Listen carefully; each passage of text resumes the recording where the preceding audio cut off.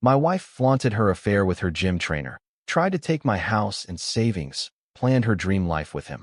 But I exposed everything in court and watched their fantasy collapse when he dumped her and vanished.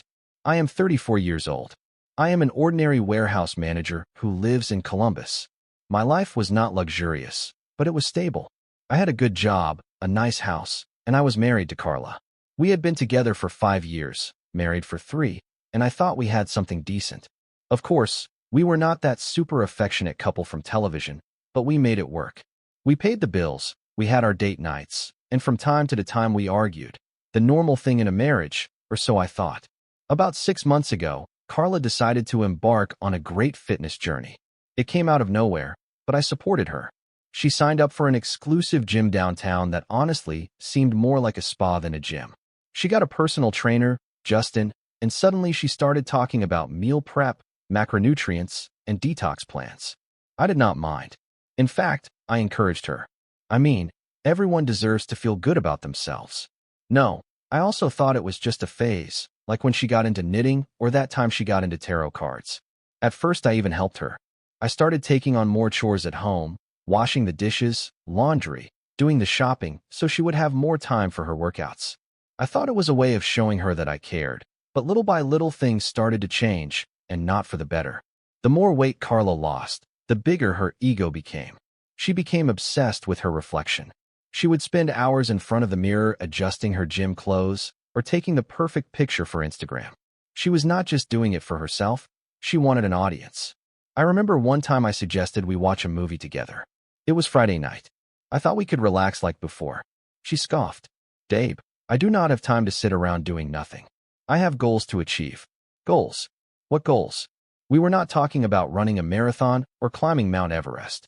She was just lifting weights and drinking green smoothies. But oh well, I let it go. Maybe I was the one being unreasonable. Then that morning came. It started like any other. Me half asleep, drinking coffee before going to work, while Carla was drinking her kale and spinach smoothie. She was dressed in her gym clothes, looking at her phone as if her life depended on it. Out of nowhere, she says, "I deserve more in life." I looked up, still sleepy. More of what? She put down her smoothie and looked at me seriously. "This marriage is holding me back, Dave. I am going to file for divorce." I swear I thought it was a joke. I even laughed, thinking she was kidding, but no. She was not laughing. Her face was stone. "I am over this," she said as if I were an old piece of furniture she was ready to throw out. You would not understand. I was completely in shock. My wife, the woman with whom I shared years of my life, dropped this on me as if it were nothing. I tried to process her words, but I only felt a mixture of surprise and anger boiling in my chest. "What do you mean you are over this?" "Over what?" She sighed as if I were a child asking too many questions. "Dave, I have been working on myself, trying to be the best version of me, and frankly this life no longer lives up to my potential. I want more than this house, this routine, this you." Her words hit me hard. She did not even try to soften them. I was part of the problem in her eyes. The life we built together was no longer enough for her. She grabbed her gym bag and left without even saying goodbye. I was left staring at the half-empty glass of green smoothie she left behind, wondering what the hell had just happened. That day at work was a blur. I did everything on autopilot, but my mind was stuck on Carla. Was this real? Was she really leaving me? We had argued before, of course, but divorcing felt so sudden, so calculated. And the way she said it, as if she had rehearsed the speech for weeks, made it clear that she had already made up her mind. In the following days, the cracks in our marriage became more evident. She barely spoke to me, except to divide the house or schedule mediation. She started coming home late, saying she was at the gym or with friends. Her phone was glued to her hand, and her Instagram was full of selfies and phrases like "new chapter," "who is she," or "living my best life." Every post was a slap in the face, a reminder that she had already moved on, even though the papers were not yet signed. One night, checking my own social media, I noticed she had deleted all our photos. The wedding pictures, the anniversaries, everything gone. It was as if she had completely erased me from her life. Meanwhile, her new posts accumulated likes and comments from people praising her. "You look radiant. You are an inspiration." It made me sick. None of them knew the real Carla, or what she was doing to me. Another night, I heard her talking on the phone while I was getting ready for work. She was in the kitchen talking to someone in that fake, sweet voice she used when she wanted something. Yes, I finally feel free, she said. I am doing what makes me happy. She paused and then laughed. He does not even get it.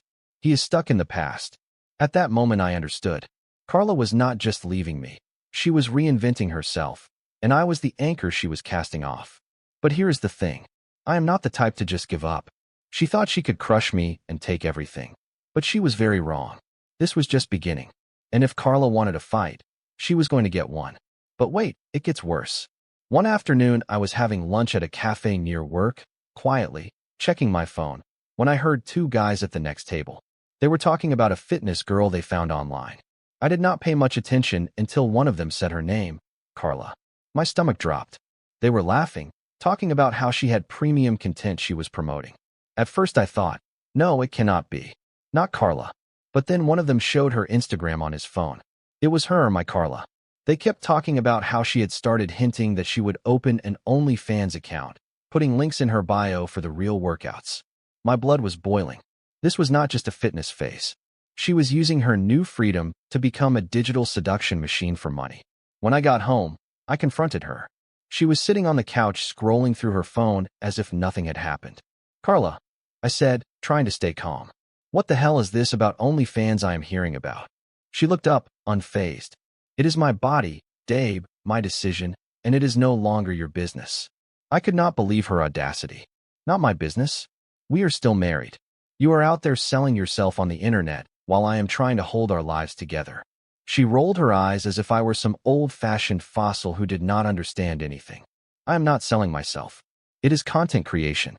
Lots of people do it. Besides, you are not the one paying my bills anymore. That is when it dawned on me. Carla did not just want a divorce. She wanted a completely new life. One where she was the star, the protagonist, and I was just an extra she had written out of the script. She was not ashamed or apologetic. On the contrary, she seemed proud, as if she had finally found her true calling, to be an online spectacle. In the following weeks, her antics intensified. She started dressing as if she were auditioning for a reality show. Super tight dresses, super high heels, makeup as thick as frosting. Every time she walked out the door, it looked like she was going to a red carpet, not the supermarket. And the post got worse. Living my truth, no more holding back. And the one that made me want to throw my phone. Not a wife, a force of nature. The audacity. While Carla was playing celebrity, I was dealing with the consequences, lawyers, papers, and so on. But Carla was not as untouchable as she thought. My lawyer, Steve, an absolute legend, had been digging. It turns out she was dating a gold digger, but with a gym membership.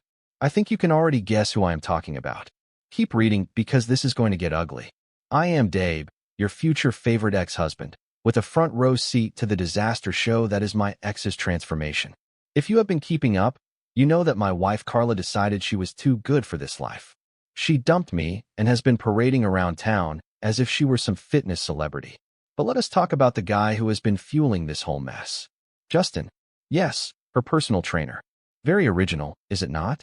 From the moment I heard his name, I knew this was not just an innocent relationship between a trainer and a client. Justin was the kind of guy you would expect to see on a dating show, muscular, with a spray tan, and as deep as a puddle. All charm, muscles, and little smiles, like something out of a bad romantic comedy. And Carla did not hide her connection with him. One day she came home from the gym, practically glowing. Justin says I am stronger than ever. She boasted without even looking at me.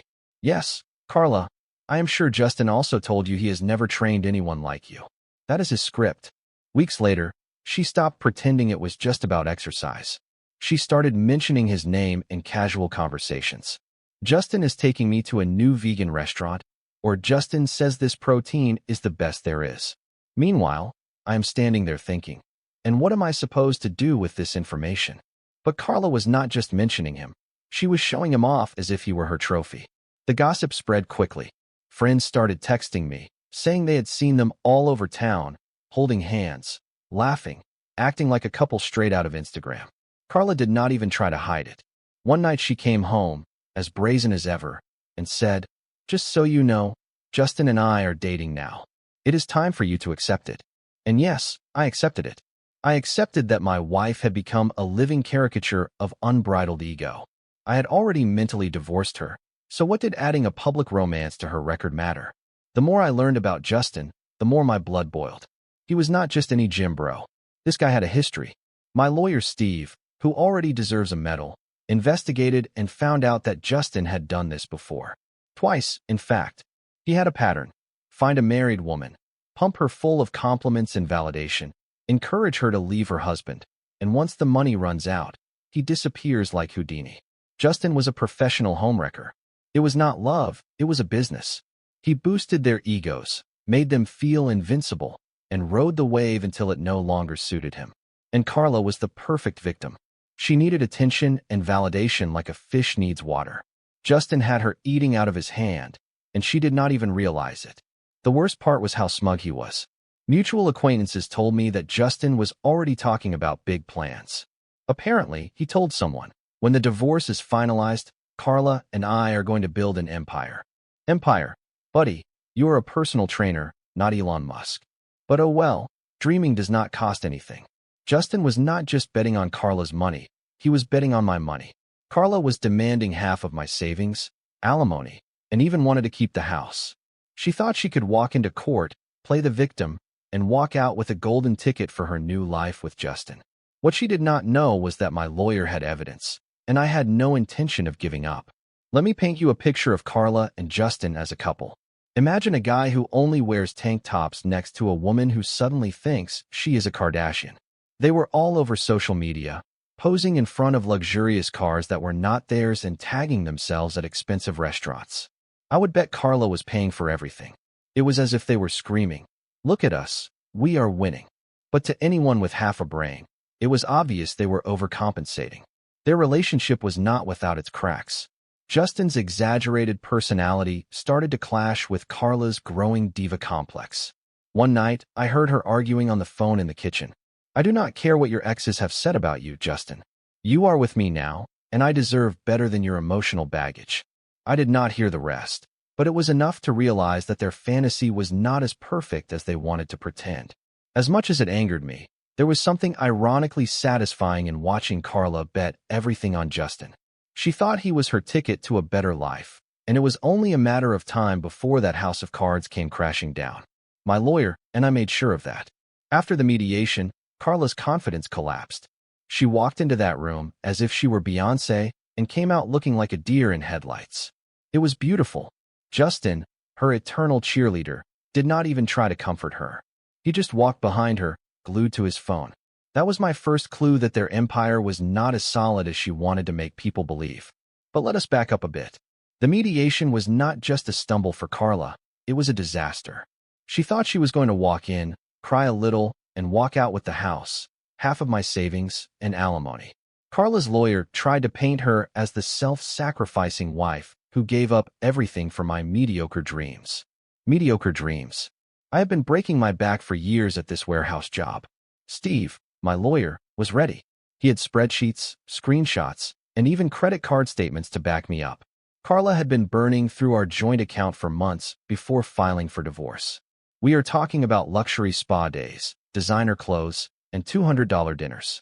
While I was eating leftovers and trying to understand what had gone wrong, Steve made sure the court saw every cent she squandered. Then Justin's skeletons came out. His past affairs, his pattern of sweet-talking married women, and how he always disappeared when the money did not flow as he expected. The icing on the cake. Steve found messages from one of Justin's exes warning Carla to be careful. Of course, Carla did not listen. She thought it would be different with her. Justin's confident smile had also vanished. In fact, he looked visibly uncomfortable. He probably realized his little scam was falling apart in real time. Carla tried to defend him, saying, "Justin is not like that anymore." But the evidence was stacked against him. The judge did not buy her act. By the end of the session, it was clear that Carla would not be leaving with the fortune she thought she was going to get. Justin already seemed to be planning his exit strategy. After the mediation, Carla started acting strange. She was not as haughty anymore. She was still posting her motivational quotes on Instagram, but the messages were starting to sound desperate. Instead of living my best life, now it was things like growth is not always easy, but it is worth it. Sure, Carla, Keep telling yourself that. Justin, on the other hand, started showing his true colors. He was still around, but not with the presence Carla wanted to project. He started skipping their public appearances. No more holding hands at dinner or gym selfies with the hashtag couple goals. Rumors started to spread that he was already flirting with another client, a younger one, apparently without Carla's baggage. Typical. One night Carla came home late. I was still living there because I legally could not kick her out. She stumbled in, absolutely exhausted. I did not say a word. I was sitting on the couch watching her. She dramatically threw her designer bag on the counter, as if expecting me to ask what was wrong. But I was not going to play her game. I just went to my room. The next morning, Carla tried to act as if everything was fine. She was walking around the kitchen making one of her kale smoothies, but her usual arrogance was gone. Justin has been busy with his clients, she said out of nowhere. I did not answer. I knew she wanted me to take the bait, to ask about him, but I was not going to give her the satisfaction. A week later, the real drama began. I received a call from Steve. Apparently, Carla had filed last-minute documents trying to claim more assets. She wanted emotional compensation for the stress I caused her during the marriage. Yes, you read that right. Carla thought she could get more money out of me by blaming me for her midlife crisis. I could not believe her nerve, but Steve, being the genius he is, was already prepared for that nonsense. He filed a countersuit, showing how Carla had drained our accounts and emotionally manipulated the situation in her favor. He even included her Instagram posts as evidence. The captions alone were pure gold, proof that she was not a stressed victim, but a self-centered diva living the good life at my expense. Around that time, Justin officially disappeared from the map. He stopped showing up for her workouts, stopped answering her calls, and blocked her on Instagram. Yes, he blocked her. Carla was going crazy. I could hear her pacing back and forth around the house, calling him over and over again. Justin, call me back. We need to talk. She sounded desperate, and honestly, it was satisfying. Eventually, one of her friends spilled the beans to me. Justin had moved on to another client, a younger, flashier one, and most importantly, one not tied to a messy divorce. Carla was devastated. She tried to play it tough, posting cryptic phrases like, "Sometimes people are not who they seem to be, and you cannot build an empire with someone who plays games." But everyone knew what had happened. Her perfect man had run for the hills as soon as things got tough. That is when Carla's sense of superiority began to truly crumble. She stopped going to the gym. The glamorous outfits were replaced with sweatpants and messy buns. She even stopped posting on Instagram for a while, which was honestly surprising. It was as if her entire identity had been tied to Justin and the fantasy of their new life. And without him, she did not know what to do. One night she tried to talk to me. "Dave," she said, standing in the doorway of the living room. "I think we should reevaluate all this. The divorce has been hard on both of us." I looked at her, waiting for the punchline. "What are you trying to say, Carla?" She sighed dramatically, as if she were the victim. "I just think maybe we rushed into all of this. I mean, we had good times, did not we?" I almost laughed. "Carla, you were the one who asked for the divorce. You said I was holding you back, remember? Now that Justin is gone, you are having second thoughts? Unbelievable." She tried to play the victim, talking about how lonely she felt and everything she had sacrificed for the marriage. But I was not buying it. "Carla," I said, interrupting her. "You made your bed. Now lie in it." Carla's little fantasy world was falling apart, and I did not have to do a single thing. Karma was doing all the work. Carla, my ex-wife, thought she could walk into court, take everything, and start a new life with Justin, her personal trainer. But karma came knocking, and now we were in the final stretch. Let me tell you how the drama in court went down and why Carla probably wishes she had never set foot in there. The day of the trial finally arrived. Carla walked in, but it was not with the diva walk I had grown accustomed to. No designer blazer, no arrogant smile. Just her and her lawyer, with the same confidence as a couple of kids entering the principal's office. She surely knew that things were not going to go as she expected. The energy was different, and honestly, I enjoyed every second. On the other side, there I was with Steve, my lawyer. He came prepared, carrying a binder so thick it could be used as a doorstop. At that point, I was not nervous. I had nothing left to lose. Carla had thrown every possible punch, and I was still standing. Today was not just about surviving this, it was about winning. Carla's lawyer began by presenting her claim for emotional compensation, that I had already mentioned. She painted a picture of Carla as a wife who had suffered for years, emotionally drained by my supposed lack of support for her personal growth. Apparently, my refusal to support her fitness journey, also known as her affair with Justin, had been a form of neglect. Steve, my lawyer, let her talk. He let them dig their own hole. Then it was our turn. Steve began by dismantling her argument point by point. He showed evidence that I had not only supported Carla, but had even gone above and beyond during her supposed wellness journey. He presented evidence that I took care of household chores, adjusted my work schedules, and even encouraged her to pursue her goals. He read aloud text messages where I offered to prepare healthy meals for her, supported her gym sessions, and even suggested we take fitness classes as a couple to strengthen our relationship. And then Steve dropped the bomb. Carla's claim for emotional compensation was not only baseless, it was a blatant attempt to cover up her own emotional neglect. He presented emails and messages where Carla openly mocked me with her friends, calling me boring and deadweight. He even had screenshots where she boasted about Justin and called me her backup plan. But the real nail in the coffin came when Steve addressed the financial part of the case. He showed our bank statements, evidencing how Carla had siphoned thousands of dollars from our joint account to fund her luxury lifestyle. Carla's lawyer tried to object, but Steve was not finished. He pulled out the ultimate proof, an entry from Carla's personal journal that had been legally subpoenaed. In it, Carla wrote about her master plan to leave me, get as much as possible from me in the divorce, and use the settlement money to finance her new life with Justin. The look on the judge's face as he read that, pure disbelief. The room fell silent as he leafed through the documents. His expression grew more severe with each page. Carla, sitting next to her lawyer, was visibly tense, drumming her perfectly polished nails on the table. Her confidence, the one she had displayed with such arrogance during the mediation, had vanished. On the other side, I was sitting with Steve, feeling a mixture of anticipation and satisfaction. This was the moment. Everything Carla had tried to manipulate in her narrative was falling apart. The judge began by addressing the request for emotional compensation. "Mrs. Patterson," he said in a firm but calm voice, "your petition for emotional compensation lacks substantial evidence." He paused, letting his words sink in before continuing. "While emotional suffering is a valid consideration in some cases, this court requires clear and demonstrable proof. Your claims are based on subjective feelings, not facts." Then he turned to Steve's arguments. He mentioned the text messages, the bank statements, and the Instagram posts that painted a completely different picture from the one Carla and her lawyer had tried to present. "Mr.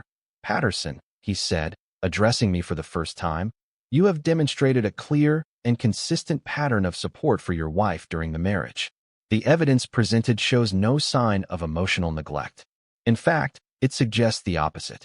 You did everything possible to accommodate her needs and aspirations." Carla's lawyer tried to interrupt, stammering an objection, claiming the evidence was taken out of context. The judge silenced her with a wave of his hand. "The context is clear, counsel. Let us continue." Next, the judge moved on to the financial part of the case. He meticulously reviewed the evidence presented by Steve. "Mrs. Patterson," the judge said in a tone that grew colder, "you withdrew more than $23,000 from your joint accounts in the period leading up to the divorce filing. These funds were not used for household expenses or shared needs. They were spent on luxury items, expensive dinners, and personal pleasures. This court considers that behavior irresponsible and in direct violation of your marital financial obligations." Carla fidgeted in her seat, her face flushed. Her lawyer tried to downplay the spending, claiming it was part of her coping mechanism during a difficult time. The judge was not impressed. "Coping mechanisms do not justify financial irresponsibility," he said sharply. And then came the issue of the house. Carla had argued with complete certainty that she was entitled to half, claiming she had contributed emotionally, though not financially, to its upkeep. Steve was already prepared. He presented records showing that I had paid the entire mortgage, maintained the property, and carried out renovations, all while Carla contributed nothing. The judge did not beat around the bush. "The house will remain the property of Mr. Patterson," he declared. "Mrs. Patterson, you have no financial claim to it based on the evidence presented." Carla's jaw dropped. Her lawyer whispered something in her ear, but she ignored him, too shocked to respond. The judge was not finished. Furthermore, he continued, due to the unauthorized use of marital funds, Mrs. Patterson is ordered to reimburse Mr. Patterson the sum of $23,750. You could have heard a pin drop. Carla's lawyer slumped in his chair, visibly defeated.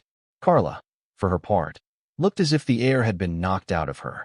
Her carefully constructed narrative had collapsed spectacularly, leaving her with nothing but the consequences of her actions.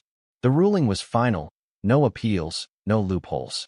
The judge closed his folder and said, "Court is adjourned." I leaned back in my chair, feeling a wave of relief. Justice had been served, and for the first time in months, I felt like I could breathe again. Leaving the courtroom, the tension in the air was palpable.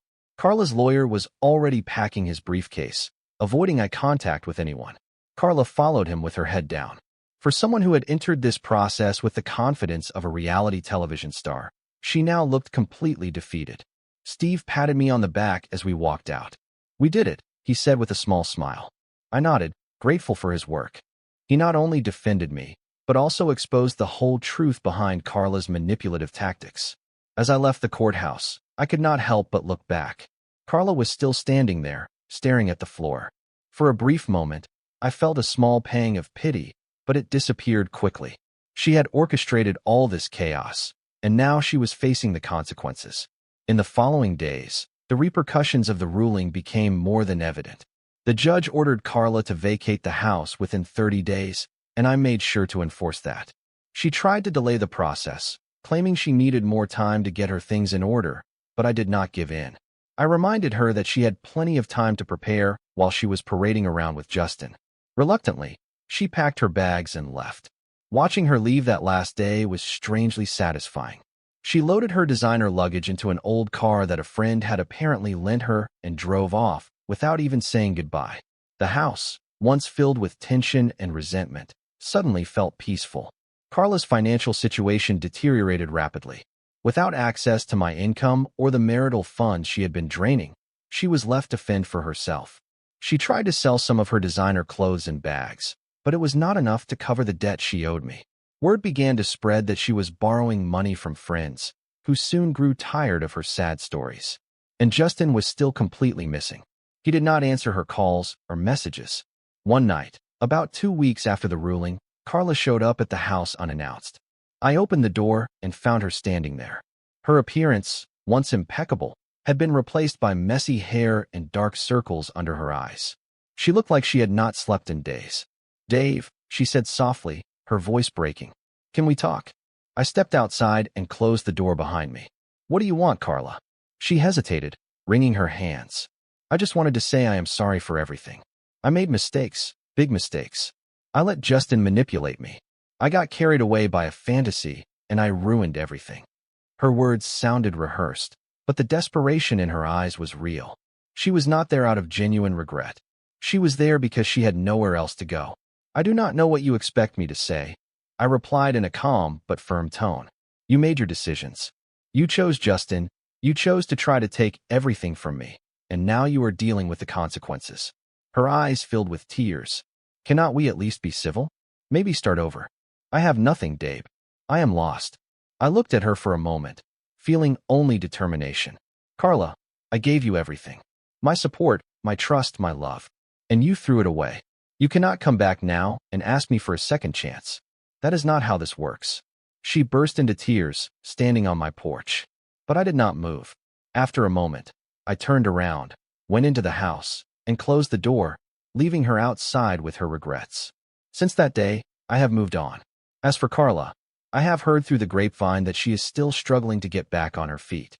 She has burned bridges, lost friendships, and now faces the harsh reality of her own decisions. Sometimes karma does not just knock on the door, it kicks it down. And for Carla, the only thing it left her with were the consequences of her actions.